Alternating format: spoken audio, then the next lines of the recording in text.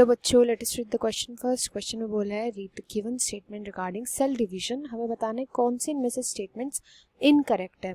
तो स्टेटमेंट 1 से पढ़ना स्टार्ट करते हैं। M phase starts with nuclear division and usually ends with division of cytoplasm. Second में बोला गया दो मेटाफेसिक प्लेट्स जो होते हैं वो इक्वेटर पे बनती है mitosis.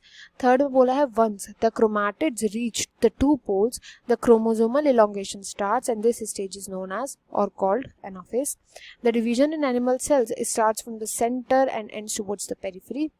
Fifth, meiosis ensures the production of haploid phase in life cycle of sexually reproducing organisms, whereas fertilization restores the diploid phase.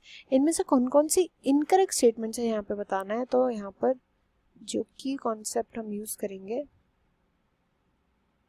Mitosis and meiosis दोनों का यूज करेंगे। दोनों ही यहाँ पे की कॉन्सेप्ट्स माइटोसिस meiosis के यूज होंगे। नाउ यहाँ पे फर्स्ट स्टेटमेंट बोल रहा है कि एम फेज जो होता है वो हमेशा न्यूक्लियर डिवीजन से स्टार्ट होता है एंड साइटोप्लाज्म के डिवीजन पे खत्म होता है, which is a correct statement, true statement हो जाएगा। ये होता क्या है, एम फेज जो होता है वो माइटोटिक फेज भी हो सकता है, वो मायोटिक फेज भी हो सकता है। एम फेज इसलिए इसका नाम रख दिया है। अब एम फेज के मेन दो डिविजन्स होते हैं। अगर हम मेन डिविजन्स की बात करें तो पहले तो होता है कैरियोकाइनेसिस एंड देन दूसरा होता है cytokinesis. Karyokinesis and cytokinesis. Karyokinesis के अंदर तो होता है न्यूक्लियस का डिवीजन एंड साइटोकाइनेसिस के अंदर होता है साइटोप्लाज्म का डिवीजन। तो ये स्टार्ट जो होता है हमेशा न्यूक्लियर डिवीजन से स्टार्ट होता है, लास्ट में आकर के साइटोप्लाज्म का डिवीजन होता है, इसलिए फर्स्ट स्टेटमेंट यहाँ पे करेक्ट है। सेकेंड स्टेटमेंट में है कि दो मेटाफेसिक प्लेट्स बनते हैं इक्वेटर पे एट माइटोसिस। देखो माइटोसिस के अंदर क्या होता है, होमोलोगस क्रोमोसोम्स प्रेजेंट नहीं होते। माइटोसिस की अगर हम बात कर रहे हैं तो यहाँ का जो हमें देखने को मिलता है मेटाफेस, अगर हम मेटाफेस की बात करें तो यहाँ पे केवल एक ही इक्वेटोरियल प्लेट होता है जहाँ पे क्रोमोसोम्स जो है वो प्रेजेंट होंगे। तो यहाँ पे ऐसे करके क्रोमोसोम जो है वो प्रेजेंट होंगे इक्वेटोरियल प्लेट पर।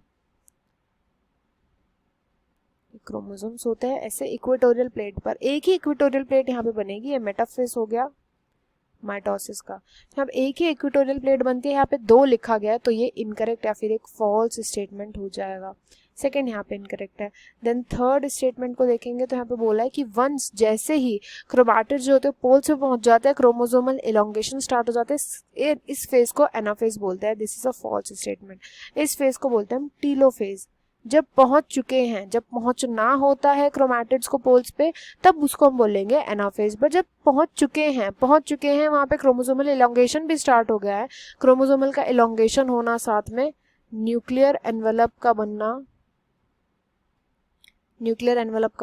न्यूक्लियोलस का वापस से रीअपियर होना, तो ये सब चीजें देखने को मिलते हैं टीलोफेज में, ना कि एनाफेज में, इसलिए ये इनकरेक्ट हो जाएगा। देन नेक्स्ट फोर्थ स्टेटमेंट में है कि एनिमल सेल में जब डिवीजन हो रहा होता है तो वो सेंटर से स्टार्ट होता है और पेरिफेरी पे एंड होता है। ये भी फॉल्स स्टेटमेंट है। देखो एनिमल सेल के अंदर क्या होता है, जब भी डिवीजन हो रहा होता है तो ये डिवीजन हमेशा पेरिफेरी से स्टार्ट होता है। जो पेरिफेरी होता है ना, ये अंदर को दबाने लगता है, सेंटर की साइड को डिवीजन क्रिएट करने लगता है। तो पेरिफेरी जो होता है वो दबाव डालता है सेंटर की तरफ को। तो ये स्टार्ट किससे होता है, एनिमल सेल के अंदर हमेशा पेरिफेरी से स्टार्ट होता है। पेरिफेरी पे क्या बनता है, एक फरो बनता है एंड ये सेंटर की तरफ बनता चला जाता है। तो ये जो होता है ये फरो, ये हमेशा सेंटर की तरफ बनता है और पेरीफेरी इसको बनाता है, इसलिए हमेशा पेरीफेरी से सेंटर की तरफ बनता है। यहाँ पे उल्टा लिखा गया है, इसलिए फोर्थ स्टेटमेंट एक फॉल्स स्टेटमेंट हो जाएगा। देन फिफ्थ में बोला गया है कि मायोसिस में हैप्लॉइड फेज जो होता है वो सेक्सुअली रिप्रोड्यूसिंग ऑर्गेनिज्म के जो लाइफ साइकिल है उसमें प्रेजेंट होता है, वेयर जो फर्टिलाइजेशन जैसी होगा तो वो डिप्लॉइड फेज को रिस्टोर कर देता है। ये एकदम ट्रू स्टेटमेंट, करेक्ट स्टेटमेंट है। कैसे, मायोसिस की वजह से क्या होता है, जैसे अगर हम सेक्सुअली रिप्रोड्यूसिंग ऑर्गेनिज्म की बात करें तो इन ऑर्गेनिज्म के अंदर मायोसिस की वजह से बनते हैं गैमीट्स एंड गैमीट्स के बनते क्या हो जाता है, ये होता है हैप्लॉइड फेज।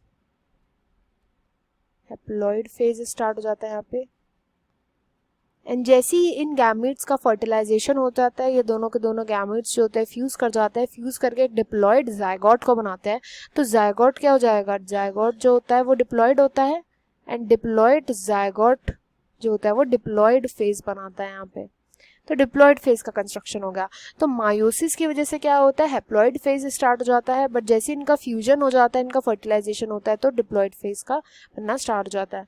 यहाँ पे टोटल 3 स्टेटमेंट्स वर इनकरेक्ट, तो option 3 will be the right answer. I hope you understood well. Best of luck and thank you.